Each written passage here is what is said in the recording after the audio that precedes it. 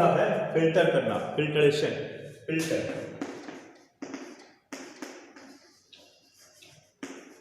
Filtration मतलब filter की सहायता से हम छान लेते हैं। अब आपने देखा होगा घरों में आपकी मदर चाय बना रही है, ठीक है, चाय बनाते हैं केटली में, तो उसमें क्या क्या डालते हैं, मिल्क, ठीक है, इसके बाद शुगर, इसके बाद टी लीव्स, ये सारे इंग्रेडिएंट्स इसमें डाले जाते हैं, टी लीव्स, उसके बाद और भी चीजें डाले जाते हैं, मसाला, ठीक है ना। इसमें सिर्फ शुगर और मिल्क ये टोटली घुल मिल जाता है आपस में, जबकि टी लीव्स, मसाला, अदरक, छोटी इलायची या जो कुछ भी अदरवाइज डालते हैं उन सबको निकालना पड़ता है, क्योंकि उसको हम खा नहीं सकते और ना ही वो पानी में घुलता है चाय में, तो उसके लिए छननी इस्तेमाल की जाती है, चाय छननी, ठीक है, टी फिल्टर। और उसमें जब आपकी मम्मी पोर करती हैं तो नीचे प्योर टी आ जाती है और वो जो इम्प्योरिटीज है वो कलेक्ट हो जाते हैं। तो ये छननी की सहायता से इम्प्योरिटीज को हमने एक लिक्विड से अलग किया, उस प्रोसेस को कहते हैं फिल्ट्रेशन, ठीक है ना। मैं इसका एक डायग्राम बना रहा हूँ, आप इसको समझने की कोशिश करिए, ठीक है। अब यहाँ पे आप एक बीकर ले लीजिए और उसको ऊपर एक फनल रख दीजिए, ठीक, फनल पता है ना, ठीक, इसकी सहायता से बड़े कंटेनर से कुछ छोटे कंटेनर में डाला जाता है। इसमें आप या तो फिल्टर पेपर लगा दीजिए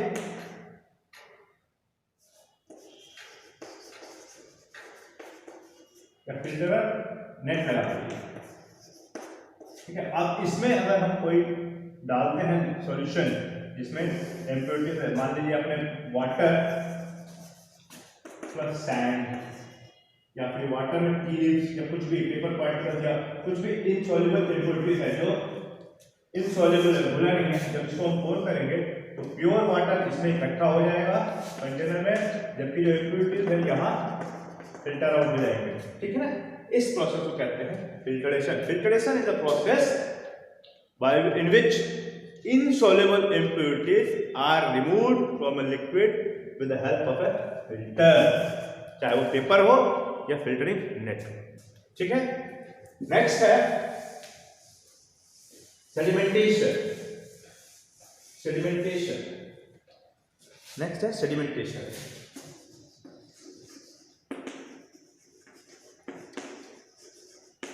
सेडिमेंटेशन, ठीक है।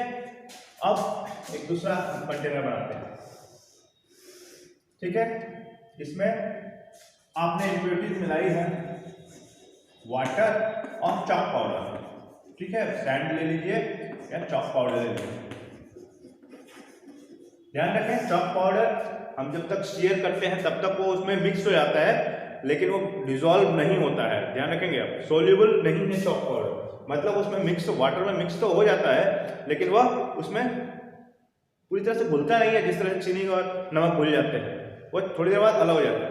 तो हमने इस मिक्सर को यहाँ लिया, ठीक है। अब ये इम्प्योरिटीज है इसमें भुना हुआ है, ठीक है।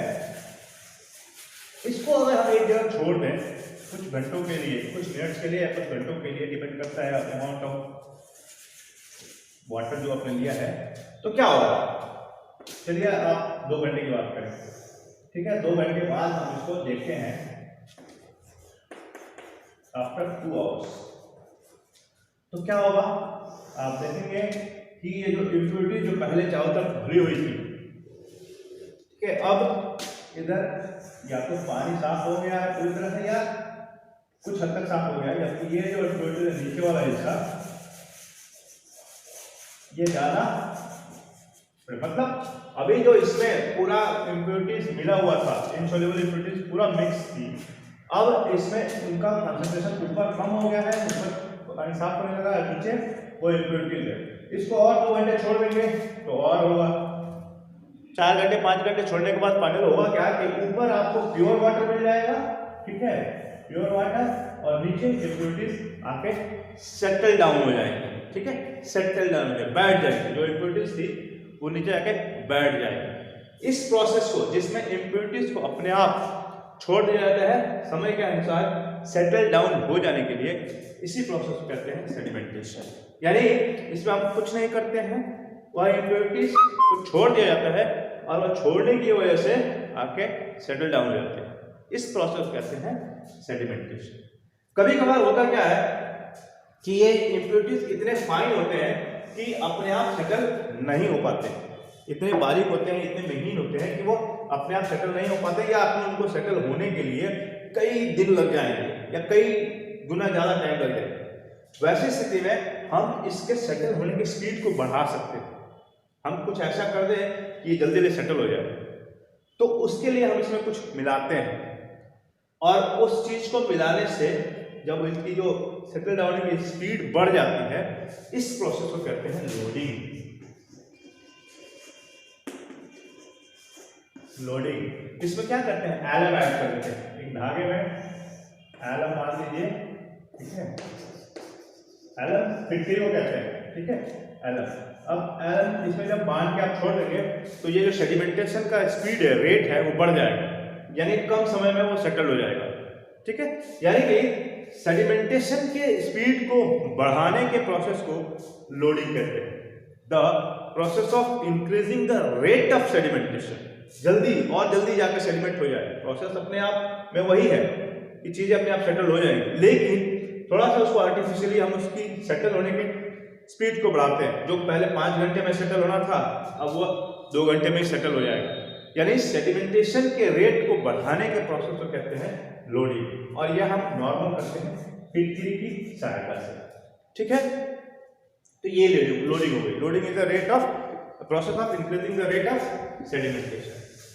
इसके बाद एक और प्रोसेस है, ठीक है, इसके बाद एक और प्रोसेस है इनसॉल्युबल इम्प्योरिटीज के लिए, उसको कहते हैं डीकैंटेशन।